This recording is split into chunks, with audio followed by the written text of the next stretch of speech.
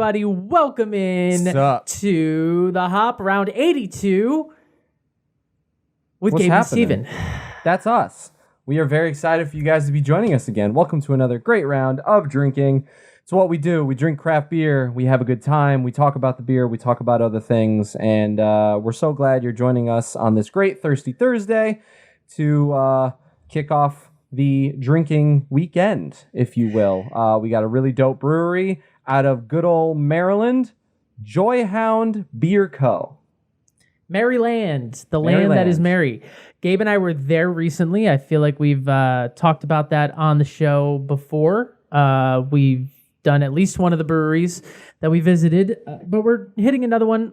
This is a smaller brewery that you likely haven't heard of. It is a brewery that's doing a lot of contract brewing right now. It doesn't really have a space, a little bit more on the nomadic side, but we have two of their beers. And this is the kind of brewery we really love to feature because it's a brewery that we wouldn't have found necessarily without the show. So it's exciting for us. Hopefully it's exciting for you. If you live in the Maryland, DC, you know, that kind of area, whatever that's called, that like not north, not south thing, you can get your hands on their beer. So we got their hands on what I can only we got our hands on their beer in what I can only describe as some sort of like, it was kind of like an indoor food court, but there were a bunch of them.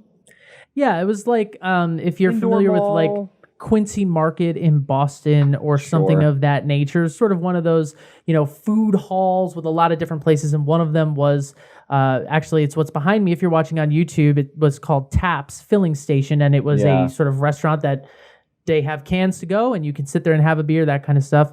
And so we said, "Hey, y'all got Joyhound?" And they said, "Yes, we do." This is our kind of spot. Boom. So if you're new, welcome in. We're glad you found us. We are the Hop We Drink Beer, We Have Fun. That's what Gabe said. That's what it is. You can find the show on YouTube if you want to watch us. As I alluded to, you can just search for the Hop a Craft Beer podcast. You can watch the show on there. You can find us on Apple, Spotify, Google, wherever you get podcasts. You can follow the show. Here's what I want you to do, though. And this is most of this we say every week, but here's what I really would like. Pause the podcast right now, turn to the person in your nearest vicinity, and tell them about the show. That's really the greatest way to spread the word about our shows. Word of mouth. Tell your friends, tell your family, tell strangers in the grocery store. And if you're like on a treadmill right now and the closest person next to you is somebody else on a treadmill with their earplugs in, take their earphones out, just kindly pull one headphone out and go, "Hi. Hey, doesn't working out suck? You want to think about beer? Do I have a show for you?" I think it's incredible. We're on Instagram and Twitter at the HO Podcast. You can connect with the show over there. You can find us on Facebook, and you can find us via email. If you want to connect with the show, reach out, make suggestions, brewery suggestions, beer suggestions, requests, ciders, seltzers, wine, whiskey, tequila, different things like that. You can send us an email, thopod@gmail.com. Let us know what breweries to hit up next. Let us know what breweries to repeat. Please connect with us on those social media sites. We've had a lot of fun connecting with other accounts. Shout out to DocuSeries Live. If you're on YouTube, you can see a brand new poster that I have from their recent episode. We joined into their little quiz, and we got some prizes. Check out our gram to see those prizes. This was one of them. Pumped. Adding to my beer wall. But definitely connect with us online. We love reaching out to other people, whether you're another beer account or a podcast or, what have you. If you're a fan, let us know. We are here for you. Oh, we have so much to do today. First, as always, we're going to dive into the news. Beer news. All right, Senate Majority Leader Chuck Schumer, not a name that comes up on our show very much, but he has introduced legislation this week that would decriminalize marijuana on a federal level. Not beer-related news, but it could be for those CBD, THC drink companies, things like that. Stay tuned. Also, Boston Beer Company has teamed up with Beam Suntory for a long-term strategic partnership, and it's not clear entirely what that means, but it is centered around Boston Beer Company's Truly Seltzer and Jim Beam's Sauza Tequila. So you can look for those things to appear in the ready-to-drink space would be my guess. Look for Truly to appear in bottled spirits and for Sauza Tequila to some form of like canned cocktail with Sauza Tequila to show up. Not bad. And then Kevin McGee out of Anderson Valley Brewing. This is some news that broke earlier this week. He's relaunching a small brewery called Heldsburg Beer Company. It's like a satellite brewery off Anderson Valley. He used to run it. Then he started working for some other breweries. Now he's the CEO of Anderson Valley, as we discussed a few weeks ago. But he's relaunching this small satellite brewery. So more to come on that in the future. My guy. Kevin's running 2 breweries at once right now. What a What's man. good, my guy? What's good, my guy? That's dope. Yeah, looking out for that. Love Anderson Valley. Oh, yeah. And their Bootling language. They have their own language. It's a brewery with their own language. Balharnen. Okay, our first story is the recipients of the Brew Diversity Scholarships out of Sacred Heart University. Now, when we did our NEBCO episode, which was round 60, we mentioned Sacred Heart's Brew Science program and their partnership with local breweries to develop scholarships for the program. So the program itself is a 22-credit program that teaches students about scientific brewing theory, ingredient and recipe design, sanitation and safety, brewing management, law, different things like that. NEBCO, New England Brewing Co., as well as now Athletic Brewing, have both developed scholarships to provide full tuition for one recipient every year to one person of color. So it's designed to sort of increase diversity and inclusion in the craft beer space, which, as we and many people have been talking about all year, is sort of severely lacking. So if you want to hear more about the scholarship, go listen to round 60. I would highly recommend it. It was a good one. We joined in on their seminar, their live drinking event. It was a brew with shoe thing to raise money for this. Really, yeah, it was. It was a lot of fun. We learned a lot about the program. We drank dope beers. So what we're saying is the hop contributed to this scholarship. That's what we're straight. The NEBCO recipient is Kareem Callan of Stamford, Connecticut. He co-owns Best Friends Lunch Brewery with his best friend. See what they did there. Quote from NEBCO's Director of Sales, Jamal Robinson, on Kareem. He said, he's already on the scene. He's a small Black-owned business, and we're supporting him. We're helping him advance his career. When we talk about people of color getting a piece of the $83 billion economic impact that craft beer represents, this is exactly what we mean. So Kareem is, a guy who's already in the industry, who's now advancing his career, who's going to this program at Sacred Heart to just better himself and his brewery, which is dope. And then on the other end of the spectrum, athletics scholarship went to Orrin Ferris of Hartford, who does not own a brewery, but he's just interested in brewing. He is currently the night manager at Hog River Brewing, which is in Hartford, Connecticut. And his passion is equally as strong as Kareem Callan's, right? So athletics co-founder John Walker was interviewed about this, and he said, we know that he not only shares our passion for delicious craft beer, but also for entrepreneurship and building inclusive communities. Our hope is that this program continues to help him work towards his dream of one day starting his own company in the craft beer space. We can't wait to see what he comes up with. So Orrin Ferris and Kareem Callan, 2 young, up-and-coming brewers in Connecticut, which is a bonus for us. And we very much look forward to trying their beer in the future. Big ups. Big ups. Well Gents. done, gentlemen. I mean, Steven, I guess we're gonna have to go to the brewery now. Ugh. I know. We could go visit Best Friends Brewing, right? Yeah. They're open, I think. There was something involved with lunch, though. Best right? Friends Lunch Brewing. Brewery. Love me some lunch. We're coming, Kareem.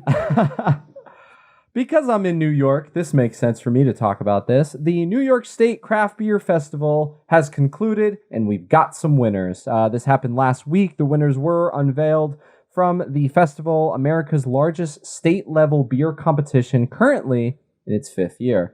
This year, oh boy, 1,143 beers were entered from 182 breweries across 25 categories. Do we have the time to read each category?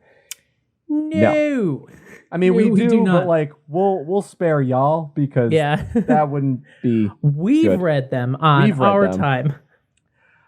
Yeah, but it was a really, really great thing to see. It was run by the Raise a Glass Foundation, a Rochester-based nonprofit with much of the proceeds benefiting Interval. It's a Rochester's-based nonprofit that donates unused medical supplies to people around the world. What do we always say? Beer doing good things for the community. The major winners included Grimm Artisanal Ales, the lesser-known Eli Fish Brewing out of Batavia. Yeah, I don't know where that is, but let's go visit. Sure. We had a couple other honorable mentions that have been on the show that include Omegang, Threes Brewing, Gun Hill, Brooklyn Brewery, and Industrial Arts. And Grimm took home, I'm going to call it the big one, Brewery of the Year. It's like for the Oscars, best film. It's the last one. Yeah, that gets a that gets a mic. Boom. Bang! For the basketball Exclamation point! Grimm Artisanal Ales, round 24 was when we did them. So that's we had those big bottles too. That was a fun brewery. It's a long time ago. You can read the complete list of these. It's readily available. Feel free. I would like to just give pause and discuss Eli Fish's Heavy give Maple. You the floor to do it. Let's hear it. Yeah, because it won gold in the Governor's Cup, which technically, by New York standards, makes it the best beer in New York State for the year. It's, quote, a crazy strong ale made with 100% maple sap instead of water. Now, I have talked about this on the show. We have addressed this. I hate this. I have never found a beer where I like it. So it makes me question it. But one of the judges was quoted in the article we were reading from, which is in the Rochester Democrat and Chronicle. And he said, when I first tried Eli Fish's winning Heavy Maple, I glanced across the table to see Jesse Perlmutter from Seneca Lake's Pantomime Mixtures. So that's another brewery in New York. And I could instantly recognize that we were both floored by this 100% maple beer. I can honestly say I've never had anything quite like it. And that's a beer expert. And that's kind of hard to argue because it's not just like some random jabroni they found on the side of the road. I mean, it's him. I would do it. That's crazy. Eli Fish's Heavy Maple. So if you see it, if you can get it, let us know. Let us know. Report back. I mean, maybe the key to that 100% maple sap thing is just bump the ABV way up until it's balanced. I don't know. Yeah, and wasn't the other beers we had, wasn't 100% maple, but like 85% maple? Was that it? I've had different versions of it, but I have had some where it's just like all maple sap, no water. And it's just like normally that doesn't work very well. But sappy, joy, sappy, joy. All right. And finally for us, Sweetwater Brewing, just to bring it full circle to what I was saying before, Sweetwater Brewing is opening a facility in Colorado, and let's just call it what it is. Listen, Sweetwater's going to be doing weed, all right? That's what it is. Listen, we're talking about the brewery that has a 420 pale ale already and has forever. They're one of the biggest breweries in the country. And Sweetwater is now under the ownership of Apria, which is now actually called Tilray, which is a Canadian cannabis firm. Yes. Apria is how some people sometimes mispronounce my last name. I saw that earlier, and I was like, hey, it's me, kind of. Yeah, we talked about that when it happened. I remember that. But now it's known as Tilray, but it's a cannabis company that owns Sweetwater, and they've been expanding westward, and they're distributing in Colorado, and now they're opening a tap room there, and a big tap room, and a nice one. And weed is legal there, which makes a lot of sense. But here's the thing, like you were saying earlier, part of like the highlights, I mean, you know, if they're going to make these crazy concoctions, cannabis-based, THC-based, I mean, that's the place to do it, you know? Yeah, there's like some kind of weird law that like the cannabis itself has to be produced in the state where the drink is made or something. So it's like now that Sweetwater's there where they can get the weed, they can make the drinks, cannabis-based company. All right. They're moving into a space that's formerly occupied by Canada's Red Truck Brewing. It's a 32,450 square foot space in Fort Collins, and it's going to be a production facility, a tap room, and a restaurant. They are also putting an outpost in the Denver airport, which is interesting. Apparently a lot of breweries have been vying for that for years. Yeah, Sweetwater's before you get on your plane, grab a 420 pale ale. That way you can just best knock place for out. a brewery.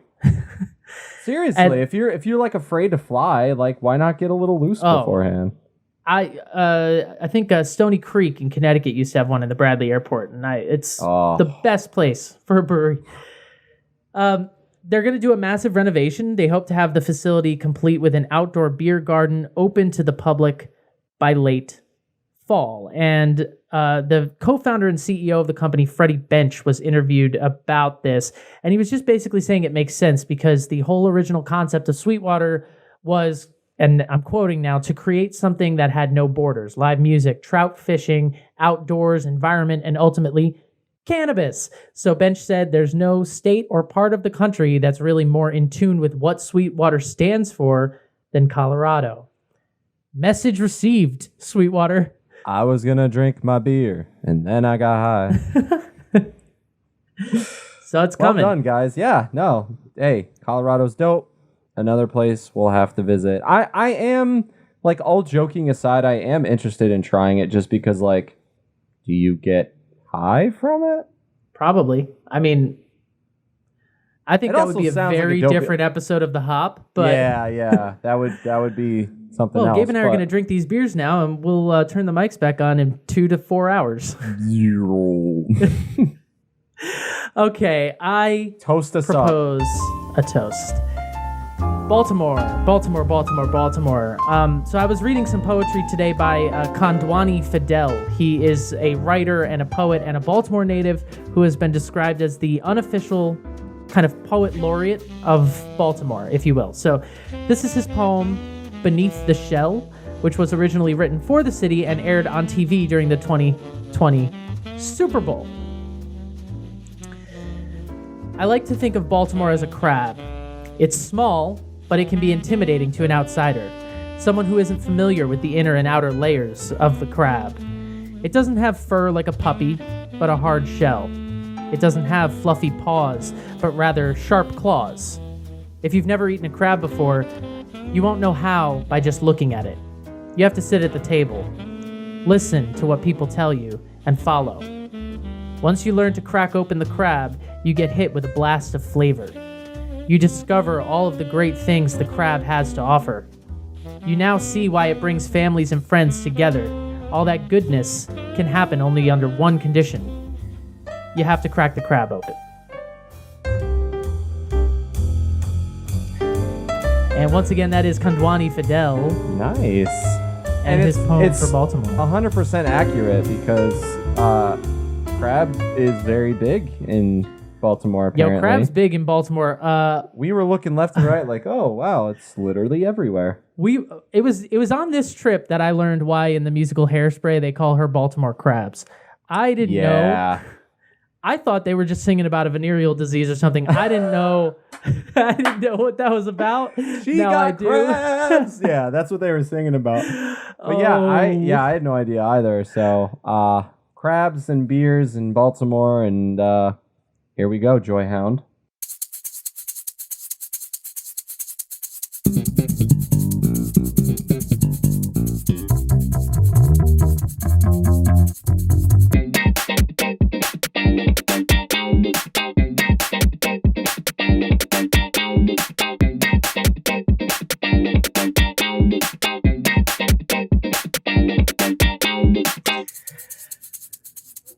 Speaking of crabs, we're going to kick things off with the Pincer, which is a Belgian pale ale. It comes in at 7.54% ABV. I love the specificity. Yeah, Joyhound, thank you for that. To say, I don't think I've ever seen another beer with a three-digit ABV. That's interesting. It is... IBUs are at 29. Untapped has it at 3.67. We don't have a rating from Beer Advocate on this one because it is fairly new. The hops in here are Crystal and Centennial hops, and the brewery describes it as crisp, refreshing, and zesty. Quote, Pilsner malt, oats, wheat, and Indian coriander, which contributes fruity flavors, meld with our chosen dynamic Belgian yeast strain named after our Maryland Blue crabs. It's interesting because it's a Belgian pale ale, just based off of the description. I mean, I guess the coriander, I was like kind of expecting some sort of different style, but I guess it does kind of make sense. But yeah, very interesting. 7.54. Woof. We're starting off pretty up there. So let's get into it. It's a Belgian pale ale, so typically Belgian beers are described as a Belgian wheat ale or something like that. This is described as a pale ale. So we'll see if it's got a little bit more hoppiness than we might expect or something like that. But ultimately what this brewery seems to be going for in the beers, and we'll get into more of what they have, what they seem to be about is sort of classic styles. They're nailing down a Belgian ale. They're nailing down an IPA. They're busting out a hazy IPA. They're trying to get the classics right. They're not doing funky things right now. Yeah, and I feel like because they are on the newer side, I mean, they don't have that sort of room yet, but they will. I mean, you know, every brewery at some point, it's like, let's get the go-tos out of the way, and then we'll start doing, you know, the weird, you know, ingredients and stuff. Yeah. And we made this beer with roses. Like you can't riff on the classics until you really understand them, right? Isn't that what jazz is all about? That's jazz, right? I think so, yeah. Got to get the fundamentals under you. So that's what they're doing. I am drinking out of a Tiku glass. Gabe is drinking out of a pint glass. Classic pinty. It's golden. It's very golden. Hazy. The brewery had the SRM at 2. No. Steven has it around a 4 or a 5. Yeah. it's 2 is like yellow. This is like more, I would say this is more on the orange side. But I think mine is pretty see-through. Yeah, it's slight haze, or like we like to say sometimes it's more cloudy. Like it's definitely not clear. It's not a Pilsner, but it's pretty. I mean, it seems like it's filtered. It doesn't seem unfiltered to me. Yeah, I would agree. Right off the nose, Belgian. A little bit of that spiciness. The coriander hits hard. I don't know that I'm getting like that banana yet, but I'm definitely getting, you know, the yeasty esters. A little citrusy though. Yeah, I'm getting a little bit of the banana. I'm definitely getting a little bit of citrus. I think it's the yeast is there and the wheat is there, but yeah, there's a citrus quality to it, which I think maybe plays into the fact that it's a pale ale and not a wheat ale per se. Yeah. It did pour with a pretty good fizzy white head, but didn't have that much retention. It collapsed kind of quickly into mine went away basically very, nothing. very quickly. Yeah, but and it's pretty clean in the glass too. Yeah, it's like lemony, but it's bready. It's got a little bit of that maltiness to it. I don't know that I'm getting a lot of hops off the smell, but I could be wrong. Well, I think that's where the citrusness is coming from. I mean, it's not piney or resiny or, you know, it's not biting. It's more fruity and earthy and floral, I think. Again, it's crystal and centennial hops, so it's just a little bit more on the floral side. What I will say is that this is the first beer they ever made. This beer was introduced in 2019, and this is their first ever beer. We got the OG beer. We got the OG. We got the two OGs here. Oh, so, yeah, that's true. Yeah. Nice. Well, I'm ready to drink. This is going to help cure the little bit of sunburn I have left from this past week. So here we go. Cheers. I thought you were going to say it's going to cure a hangover or something. I was like, did you show up? No, I'm not hungover. Just a little sunburn. Okay. Oh, wow. That's very nice. Spicy malt. Mm-hmm. Like, yeah. Belgian spice style is what I mean. I mean, the it's very malty in the back end, but it's like it's got like a kick to it in a way, and I think that's what comes when they say Indian coriander. That makes sense to me. Wow, it's like things are happening. It's not just boring. It is zesty for sure. As they said. Perfect word.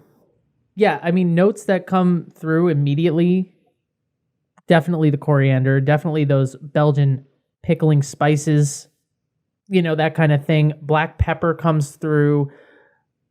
What's nice, though, is that the citrus is there, the balance is really there, and like you said, in the back end, it's like it's malty, it's sweet, it's kind of doughy almost. There's like a sweetbread thing going on. It's like it's like the last thing you taste.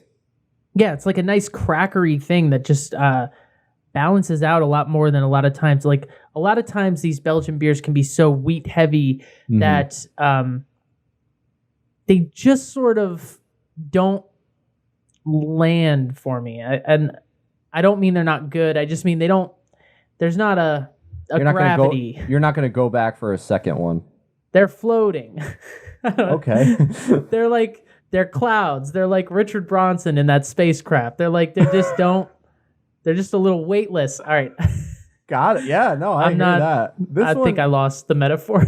This one's definitely crisp, refreshing, and zesty. I would say doesn't really leave your mouth too thirsty. I think it's balanced pretty well. I am getting a lot of yeast off the taste, rightfully so.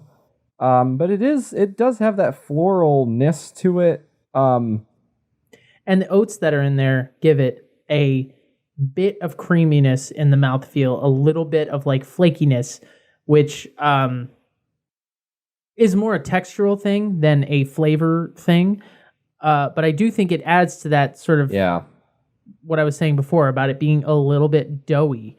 If you really think about it, whenever an ABV starts with a 7, I'm sort of like, oh, okay, cool.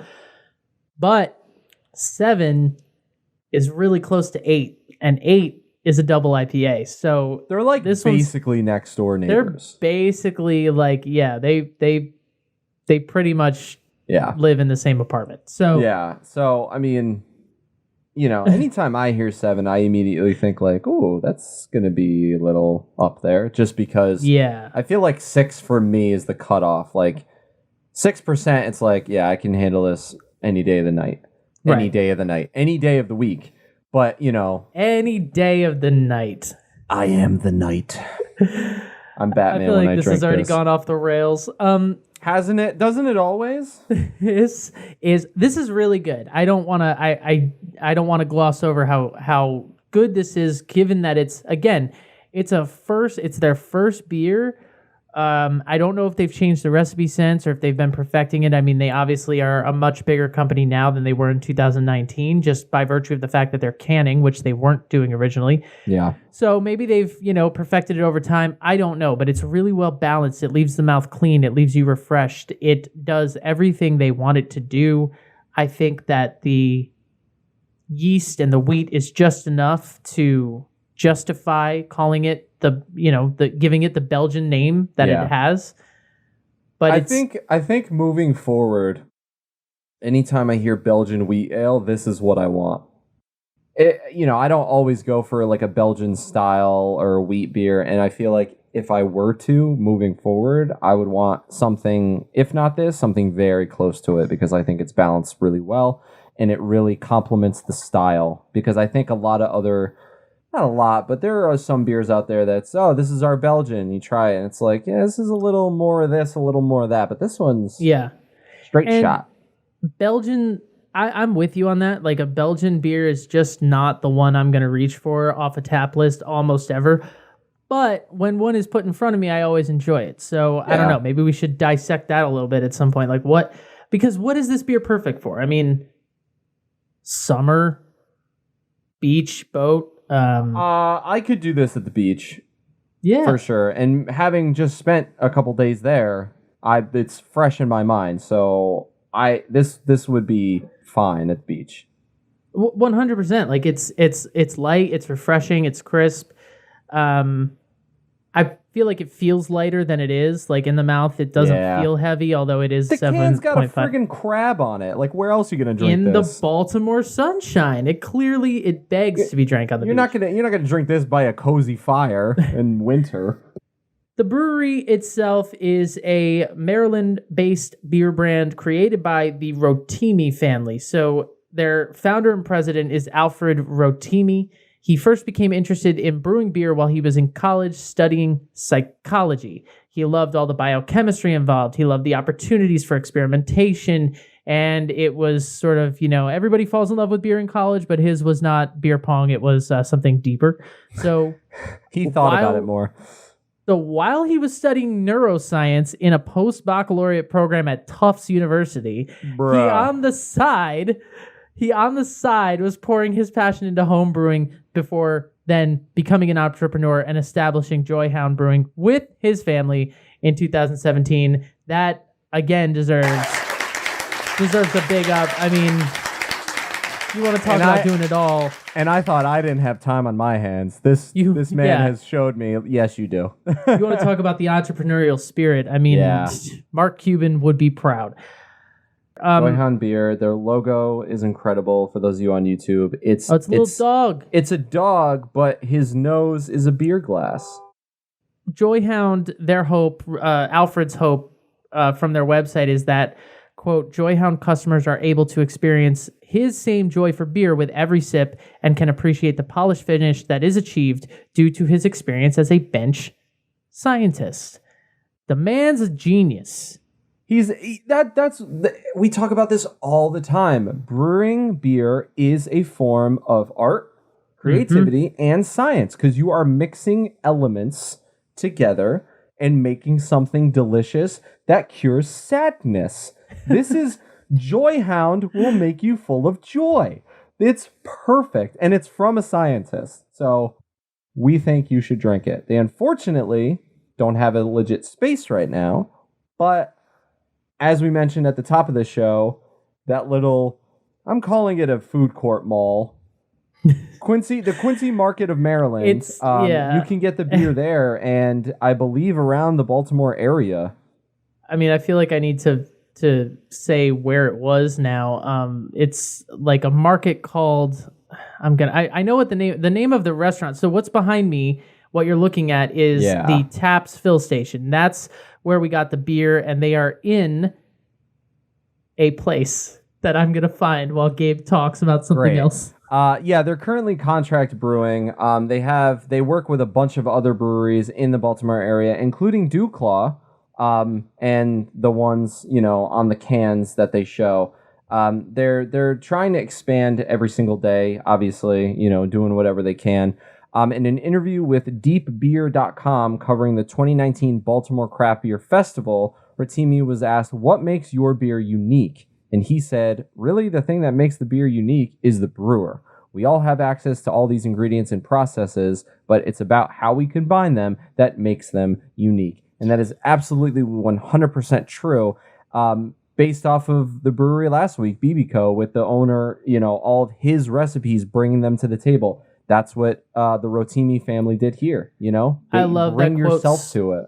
That quote so much to me. I want that quote. I feel like that quote should be tattooed on the archway. That's one way to go. Thoughts? I was gonna say it should be on the archway, when you go to Vegas and there's that, you walk into that hotel and it says, "When this house is rocking, don't come in." It's got that quote. Yeah. I feel like this should be on the quote on the door of every brewery you walk into. The thing that makes the beer unique is the brewer. It's not the Jim Beam commercial. We brewed this IPA with goat's milk. It's not any of that shit. It's the heart and soul of the brewer, and I love that this brewery was sort of founded on that principle. For the record, Taps Fill Station, if you're interested, is in the Mount Vernon Marketplace in Baltimore, which is also where Gabe and I had a really weird dining experience. Hashtag kale salad. Breaking news, you heard it here first on the Hop. We are now going to keep track of how many times and how many episodes in a row we mentioned the Jim Beam commercial. We're now on number 3. We are. Yeah. It's fine, but we're going to keep tallies now. Yeah, we are not fans, and that commercial, this is the worst thing I have. Oh my God. Ew. Hey, Jim Beam, what happened to Mila Kunis? That contract run out? She quit. She made that movie. She quit? She's in that movie with Glenn Close, plays a drug addict. All right. Her career taking off. Okay, Joyhound Brewing has more to offer. We have more beers to drink. Do you want to offer any final thoughts on this Pincer Belgian-style pale ale? Not the Pokemon, but the beer. Besides the can artwork, which I know we're going to get to later, but it's very, very pretty. Gabe's excited. Really like it. If you want a Belgian style, you want to go here. Grab this. Grab something like it. At 7, it's not 7.5%. It's 7.54. Ew. Yeah. It's really great. I really enjoy it's nothing. If it was 7.55, we'd be like, this is heavy. But I We'd mean, be on the floor. 7.54, I mean, water. Bring it on. Really balanced well with lots of different flavors. Really enjoyable. I suggest you drink one or several. Couldn't agree more.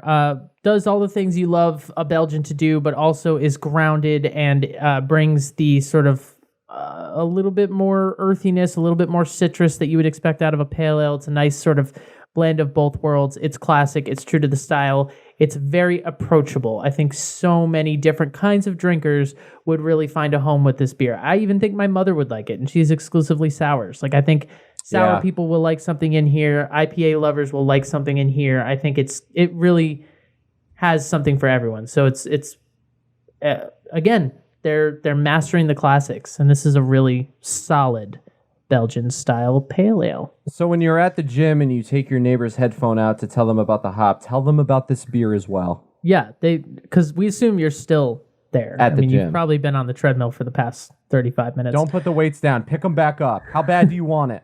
All right. The only workout you regret is the one you didn't do. All right, we need are going to get another beer now.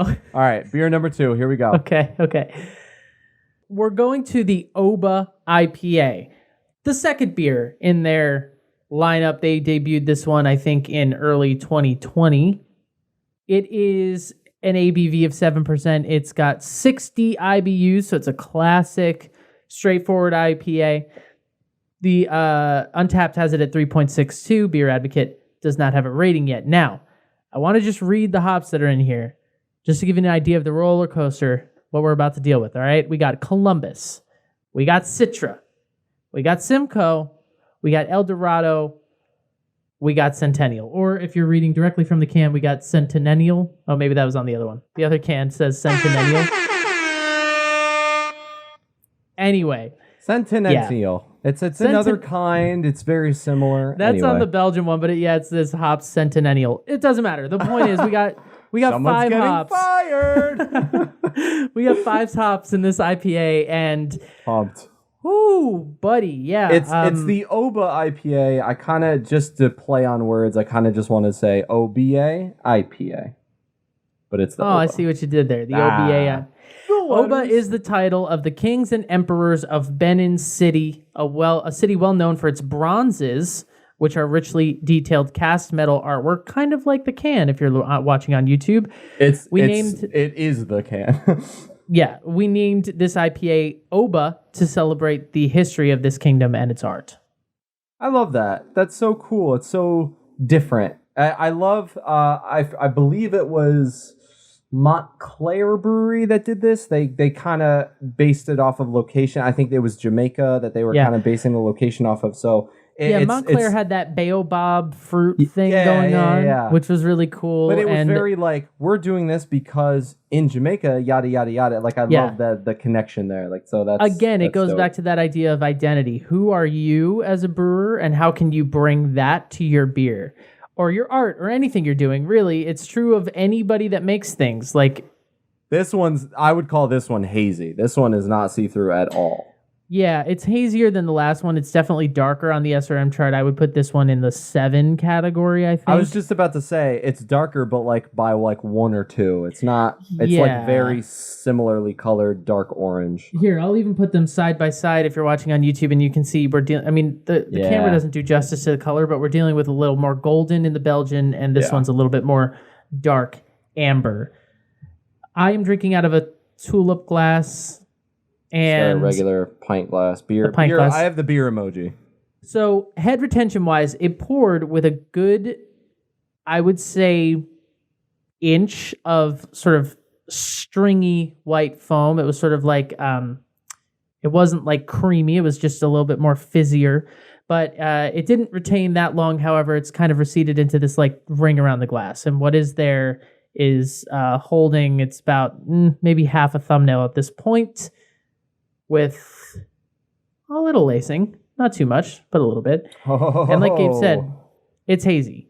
We got an IPA. take a whiff of that and tell me that's not an IPA. Very hoppy off the smell. First thing, I didn't really get much else off the first smell because of the first sniff, just because I smelled those 5 hops. 5 of them. 1, 2, 3, 4, 5. Gabe, we have a problem, and the problem is I think I'm really gonna like this. The problem is we only have one of each. Yeah, it's such a complex hop profile. They're American hops, strictly American hops, and they're very complex in their what they bring to the table. The Citra is bringing the grapefruit, the orange, and the tangerine. The Simcoe is bringing in earthiness and also a tropical mango guava thing. The dankness is there. The dankness is coming from probably the El Dorado and or the Centennial and or both. There's just so many layers of like, yeah, there's pine, there's resin, there's bite, there's booze, there's also citrus, there's also all of that stuff. There's a lot happening. Like, we're at a party and there's just a lot going on. There's people playing beer pong in the back. Those people are having a deep conversation. Those people are playing some sort of board game. I don't know why they're choosing now to play. And going with that analogy, I would say that the hops are like, they're like standing on the island, like rousing up the party. Like they're like getting everybody pumped up. Yeah. And I would say the malt is maybe sitting on a couch, shy, wearing some glasses, first party out, not really like ready to play, like doesn't really know how to commingle with the people, because the malt is definitely hidden in the corner. It's there. Showed up with a friend, doesn't know where the friend is, kind of just sitting by themselves, like, maybe I'll talk to someone. A little uncomfy, but they're there. Yes, that's the malt, because it doesn't come through as much on the nose. Gabe and I are tired. That's just the bottom line. There's a lot going on. We had long weekends, but we showed up for work, and that's what matters. So we showed up and here we are, and we wanted to, feature a great brewery, and we're doing that. But I've been sitting in the sun. I think just our metaphor game has been stronger, but you know what? I think I prefer it this way, if I'm being honest. I think it's hilarious, though, because we're over here talking about a party. The glasses bit really sealed it for me. I don't know why that detail was necessary, but now that I think about it, it's like, I see what person he's talking about. Yay! I don't know. Let's drink it. Cheers, Gabe. Here we go. Yeah, it's not going to do anything sitting in the glass. Ladies and gentlemen, the IPA has arrived. Yeah. I mean, I wasn't. Yeah, IPA for sure. Yeah. I wasn't sure if we were getting into a New England IPA or a sort of more West Coast style. I mean, they just describe it as an IPA, and as we know, in today's day and age, that can mean so many different things, but it's West Coast. I mean, that's what it is. It is a little bit hazy in the glass. I was just about to say, like, what do you think? And I agree. 100%. West Coast to 100%. Bite. I mean, all the hops are there, and the bitter ones take over. I mean, there is a sweetness on the front. Definitely follows the nose. The citrus is there up front, but once it hits the back of your palate, it's resin, it's pine, it's dank.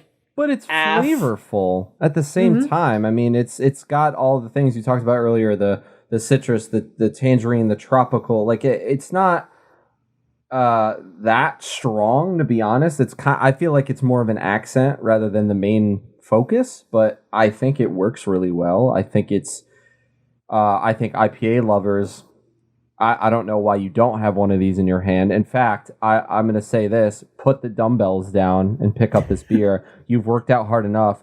You've been working out for 40-something odd minutes. I think you're done for the day. Let's move on to drinking. If you can say nothing else about us here on The Hop, we commit to a bit. And when we start it, we're going to stick with it. Wonder what we're going to do next week. It's just... in the mouth, it's a little zingy, a little bit, but a lot of bite. It is a medium-bodied beer, I think, and what lingers is the bitterness. It leaves you, I guess, a little refreshed, but it's more... I was at the game last night, the Yankee game, and of course I was drinking a Goose Island IPA because they don't have any other options, and I would have killed for this. Like, this is exactly the kind of beer I wanted, was like, I wanted an IPA because they did have other things. They had, some Blue Point, Pinstripe Pills, stuff like that, but I wanted an IPA, and when I had the Goose, it worked, but it's just not good. It worked for a ball game. Yeah, but what Goose used to be pre-Anheuser-Busch days was a little bit more like this. It was like this is a classic IPA. It's 60 IBUs. That's bitter, but not overly bitter. It's not blowing you out of the water with resin like the resin from 6 Point, which is always my go-to for like sort of bitter beer. It's 7% and 60 IBUs. I think that, IBUs, we've talked about them before, but for the uninitiated, it's the International Bitterness Unit. It's kind of a flawed system, but it does measure the amount of sort of chemical compounds that cause a beer to taste bitter. So we kind of use it as a barometer for how bitter is the beer. And when you're dealing with an IPA, what you want in terms of like that classic West Coast style is you want the first number of the IBUs, right? So if you're dealing with 60, like 6, you want that to be right around where the ABV is. This one happens to be 7% ABV. But if you've got like a beer that's like 6% ABV, 60 IBUs, that's classic. For sure. And if you have a New England, it's going to be less than that. And according to the brewery, this one is fragrantly hoppy. That it is. I think it's great. Okay. I'll take my nerd cap back off for a second. But the point is that it's a classic IPA. It's just like it's an IPA that I don't think, and I say this a lot about the West Coast style, I just don't think is being done that much now. I think it's hard to find an IPA like this. Yeah, this is like, we tend to gravitate toward the West Coast style. I was at a brewery not 2 days ago, and one of the options I got the West Coast. I mean, I just had to do it.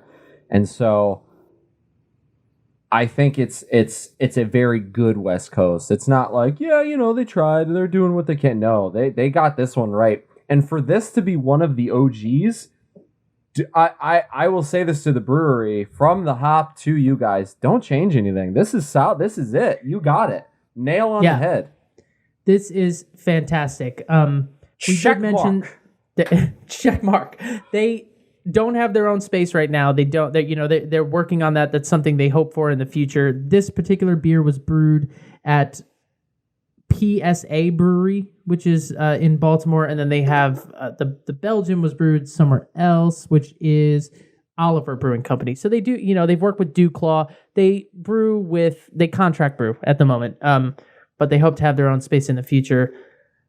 Wow, I love this IPA so very, very much. It's just they're magically delicious. It's just magically delicious. It's everything you want. Is he here again? I thought I chased him out with a broom. We haven't seen him in a few weeks. That's true. It's just such a perfect, again, it's all about balance. That hop profile is so complex, and it makes it so much more interesting than if you just said, this is Citra Simcoe Mosaic. This is, Columbus Centennial Cascade. Like, it's so much more complex when you bring in those different hop styles and let them flourish in a beautiful bouquet. A party in your mouth. There you go. Don't take that out of context. Gabe? Yes. Are you ready for sometimes for what I'm going to say is America's favorite segment? Oh, thanks. They say don't judge a book by its cover. We're going to do that.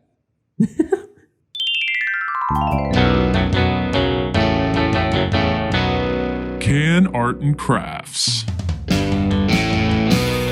Yeah, let's judge the book. Let's judge the cover. The Pincer, the Belgian Pale Ale. We've got a nice blue crab with a sunset behind it. It's very, very awesome. I mean, the design is great. It's kind of cartoony, but it just tells you what it is. It's just got a giant crab. And above all, I mean, the crab is great. It's fun, bright colors and all that. Yada, yada, yada. Let's talk about Joyhound Beer Company's logo that we mentioned earlier. It looks like a puppy. Joyhound makes sense. But the nose is a beer glass, a beer chalice, if you will. It looks perfect. I think it's a perfect representation of what good beer can be. And then we've got the Oba IPA, and we've got the bronze statue with what looks to be some sort of jaguar or leopard eyes behind it. And my favorite animal is a tiger, so I love me them big cats. So I'm a huge fan of this. It's got a lot of, I can only describe it as there's culture in this artwork. And that's what I really appreciate the most. I mean, we say it all the time, as brewers, bring yourself to the beer. And this is 100% the correct way to do it, based off of the brewery, based off of the owner, based off of the story behind the Oba IPA and what they do. I think it's really great. You know, we've got some good can artwork. The logo is great. I mean, there's just a lot going on and a lot of things, and you know, you can kind of base the points off it. And you know what? I'm just gonna do it. I'm just gonna go ahead and throw it in there. We got a 10 out of 10. Bang! Exclamation point! I mean, we just have to for so many reasons. The logo, the artwork, the beer. I mean, there's just a lot that I really love about it. Bob Ross is here. Bob Ross agrees. Hi! And that is another great edition of Can Arts and Crafts, baby.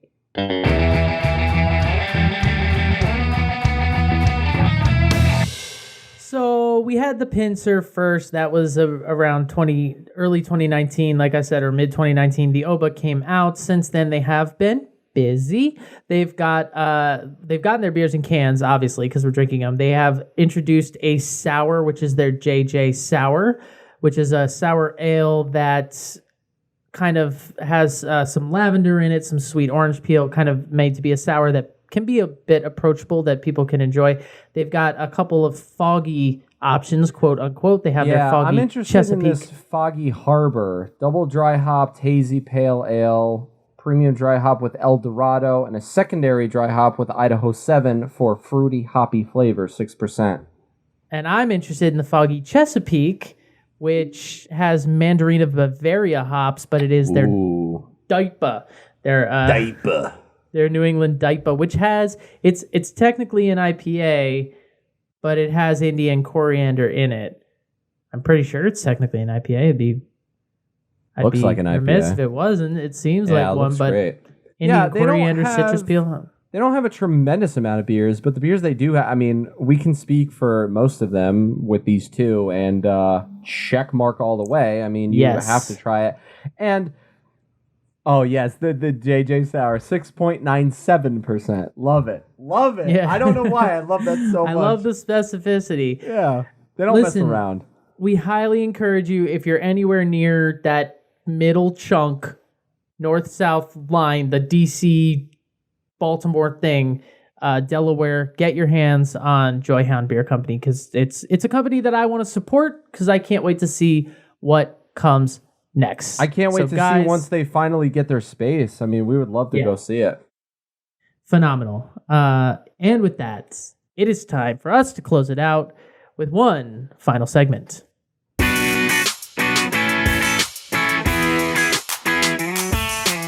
Last call.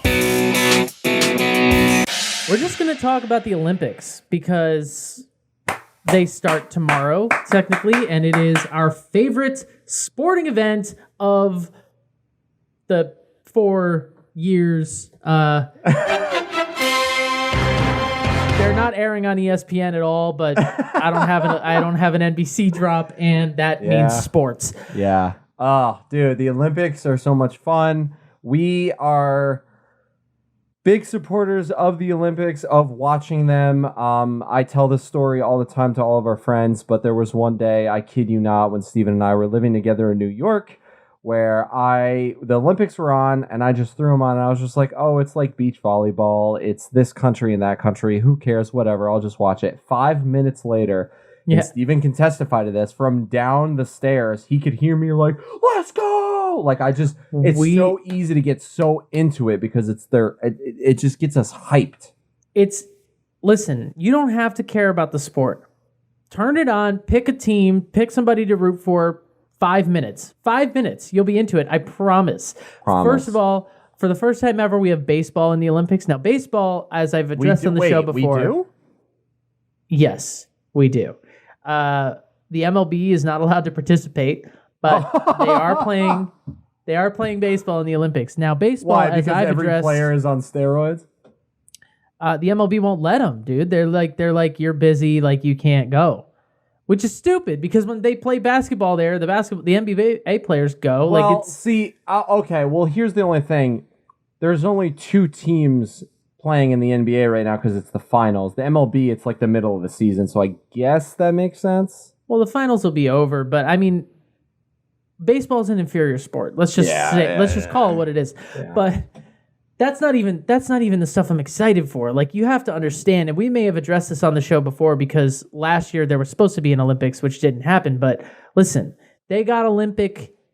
I mean, you could watch people on surfboards. You could watch people windsurf. You could watch people. That's the winter one where they ski and then they shoot. I don't even know. It's called like the biathlon, I think. Who put this together? Okay, so they're gonna ski. And then they're gonna, I don't know, fire a rifle. I just love that it's called the biathlon. It's like we have 2 sports that we put together. Okay, well, what are the 2 sports?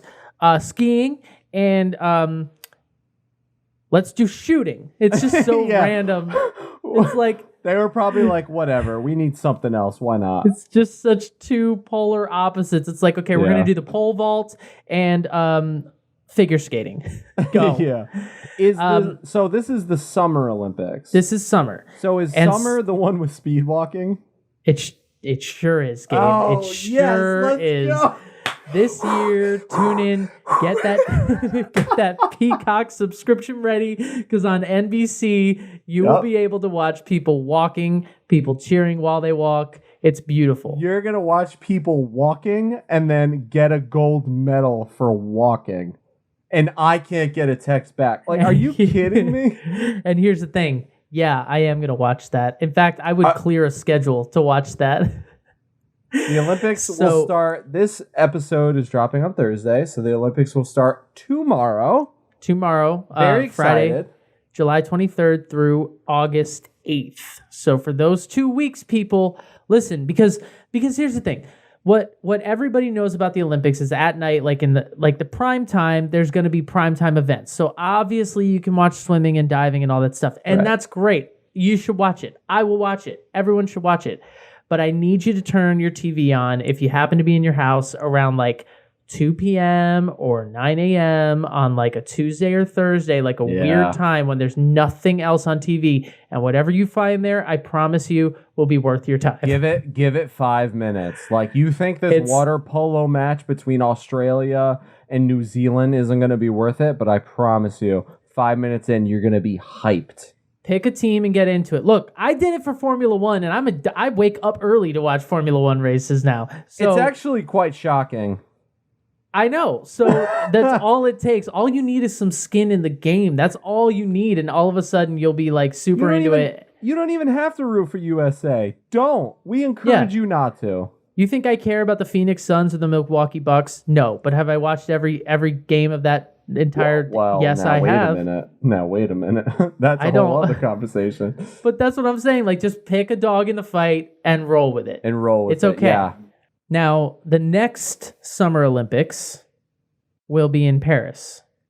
The ones after that, in 2028... Connecticut.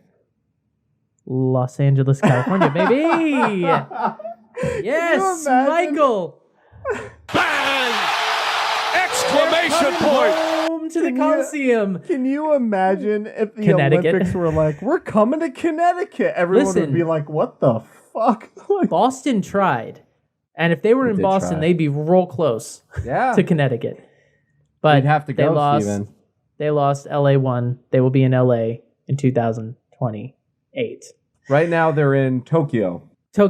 And Tokyo. the next winter ones are in Beijing, I believe. And then the winter ones after that are in Italy. It's some combination of like Milan and some other city that I don't. Should we quickly talk about the housing arrangement for all these athletes and how they bone all the time? Well, here's the thing. They're not doing it this year, though. Oh, that sucks. This year, because of COVID, because this is going to be, let's just prepare everyone now. Let's just call it what it is. It sucks, but this is going to be a massive super spreader event. It probably shouldn't happen, but that's neither here nor there. This for the first time ever this year. For the first time, they got to find their own housing. They will not be handing out condoms in Olympic Village. That is real. Because all these super jacked athletes live together, and apparently they just bone like crazy. It's a big party, but this year they have to show up they can only show up like a day or two before their event. They have to leave when their event's done. They can't leave. It's a whole thing.